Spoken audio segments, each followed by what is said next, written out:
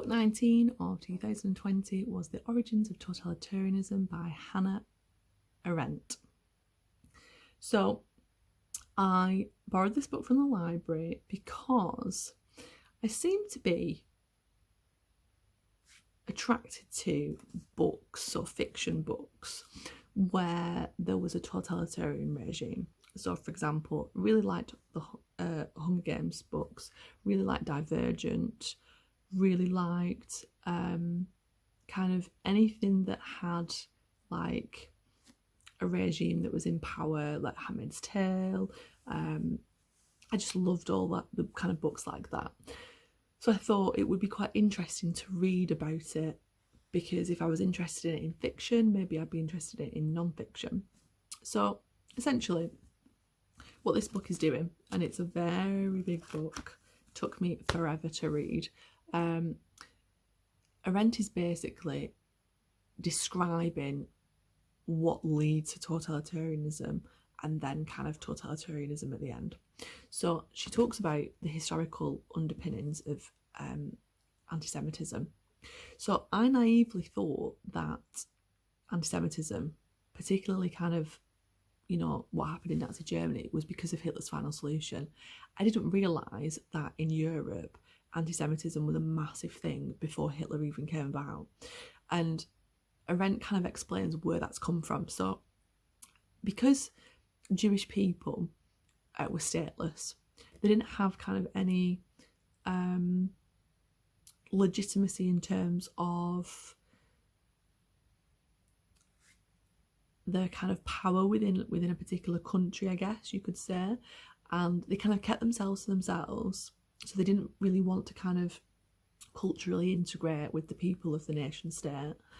And they were initially kind of people who would finance the monarchy. So they would lend money to the monarchy, and they would, you know, they had kind of international relations. Now, obviously, this isn't every Jewish person, but there was a lot of Jewish people who were fulfilling this role. And because they were financing the monarchy, that gave them a higher quality of life, and they had lots of kind of like, you know, relations with the monarchy, which was fine until in Europe the masses kind of didn't like that and wanted to overthrow the monarchy and create republics. Now, Arendt kind of explains that Jewish people didn't really have a kind of thirst for power, and so weren't very kind of politically manipulative like, you know, members of the bourgeoisie were. And so they didn't really have the kind of political protection when the republics were formed and obviously revolution was happening and whatever. So they became, you know, because they're stateless, because they haven't kind of tried to appropriate with the nation state, and because they have this kind of link to the monarchy that the masses hate now because they want the republic, and because they feel like, you know, the monarchy is illegitimate, and therefore the wealth that Jewish people have accrued through lending money and so forth is illegitimate. And so it kind of opens them up to attack from people. And so this is the creation of anti-Semitism. So it's almost like kind of like a jealousy, kind of like that person's got money, they shouldn't have money, and I should have it instead. You know, that kind of attitude that it's funny because it kind of parallels with what you see in society today, where, you know, people don't like other people that have money and try to kind of explain away why they've got that money and why they should have it instead. It's just kind of like something that tends to happen with human beings, unfortunately. And then Arendt kind of then goes on to explain imperialism and colonialism, and how because of imperialism and colonising kind of, you know, African or Asian provinces, that led to the view that you could have power of one person over another person.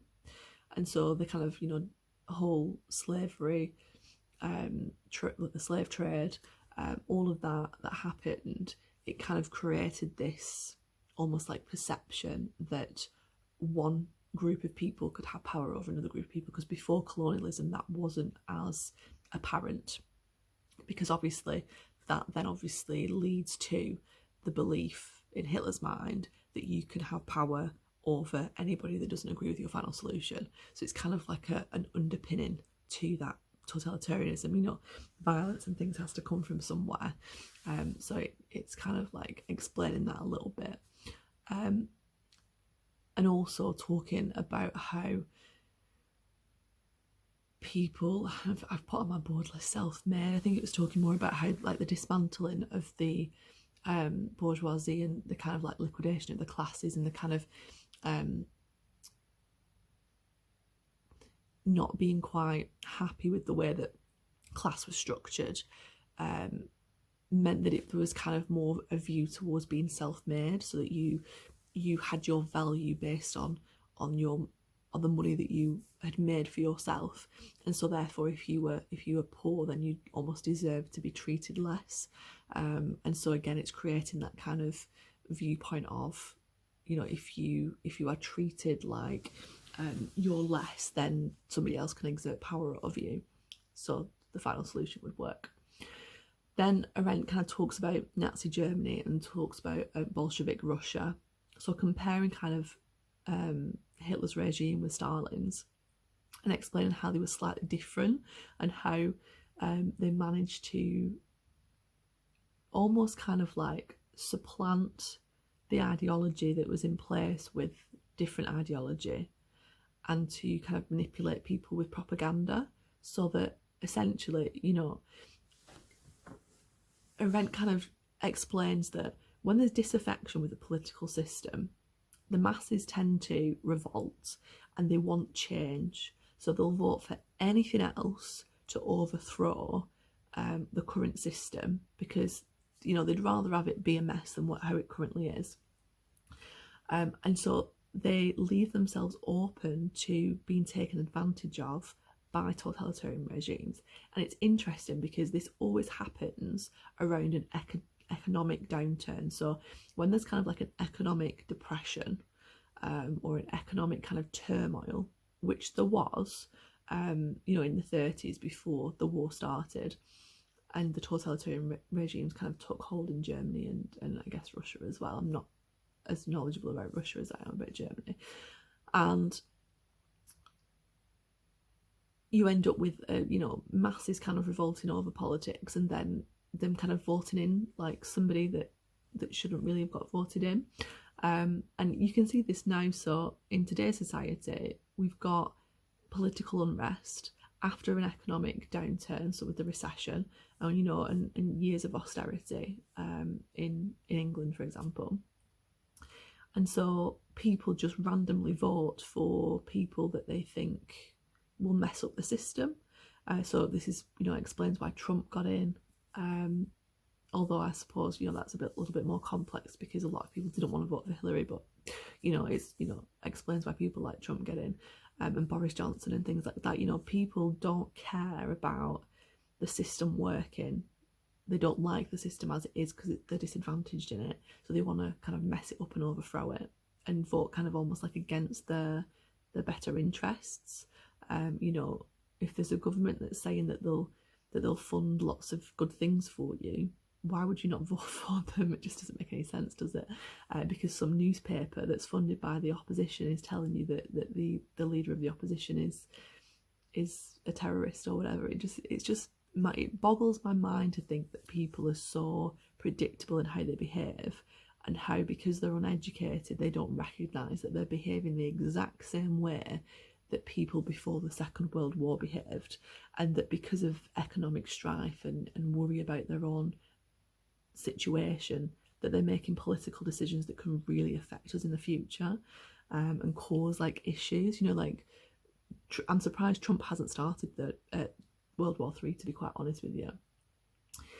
So Arendt kind of talks more about this in detail, and, you know, talks about how this kind of led on to liquidation of people that didn't fit in within, you know, the accepted race. You know, it's funny because Hitler wanted to put anybody in a concentration camp who was unhealthy. So, for example, you know, if you had lung cancer, for example, go in a concentration camp and you know, obviously die in there, and not get medical treatment. And his idea was to, like, I guess to have like a better race, a fit race of people or whatever. I found myself kind of thinking, like, today's society has so much illness and so many kind of like problems with it, because lots of people who wouldn't have ordinarily lived, because their life's been extended by medicine, have had time to create life and pass on their faulty genes to their offspring. So actually they are kind of polluting the gene pool, like they are. But I don't agree that they should be dealt with in a way where they're sterilised and they're, you know, put in concentration camps at all. But you can almost kind of see Hitler's ideology and perspective, but obviously he's a psychopath, because who would do that? Like, who would treat a human being like that? It's just crazy, isn't it? But you know, things like this still happens. Like, people still get put in camps. Like, people who don't fit in with the system get put in camps. And it's funny that people think that the world is all great now, and it's not. There's so many things going on around the world that we don't know fully about. You know, there's people in China going missing and being put in like compounds and not being, you know, the family don't even know if they're alive or not. Like, it's still going on.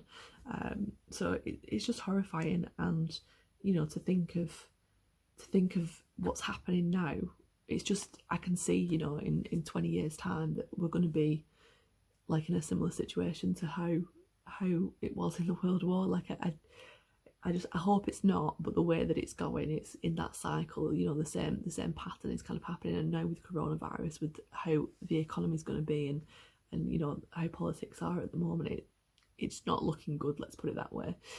Unfortunately, although this book was very interesting and did stimulate a lot of kind of thought for me, it was so badly written. It was so difficult to get through.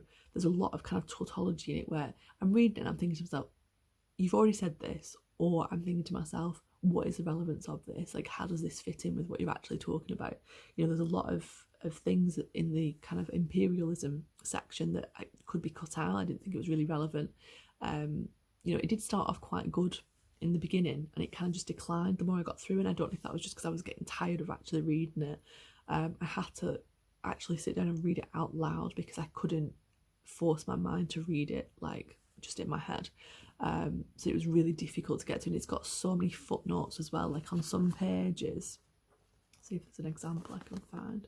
It's not a very good example, but the footnotes are like all the way up the page, so like that's all footnotes, and it's tiny writing as well, so it's really difficult. Like, you're trying to read but then also look at the footnotes, and it's just like, yeah. I think the book was written in the 50s, I think, and so that might explain the kind of writing style and how it's kind of written in a, it's not very academic, and I always feel like a non-fiction book should be quite academic in the way that it's written, so that it's easier to follow and that the arguments are more kind of like well structured, and they're not really in this. So that's the only downfall of it. It's really heavy going. It will take you a long time to read, and I had to read over, you know, a couple of things to kind of actually grasp what it was trying to say, because it was so loose in its argument. It wasn't kind of boom, boom, boom. It was like, whoa, just carried on for pages, and you're just like, what are you trying to say? Like, it's like, I felt like I was reading a student's work where I'm like, what are you trying to say in this paragraph? Like, what is the point of your paragraph? Can you use appeal structure, please? So yeah, it kind of doesn't do that. It's quite just her talking about it. No, it's a little bit more academic than that, because obviously there's footnotes and things in it, but it's just hard to get through, and it was so boring, and I couldn't wait to finish it. And obviously, like I said, some of it's interesting, but a lot of it isn't. So I would probably advise reading a different book on it, because this one's hard to get through, and I won't be reading anything similar to it for a long time.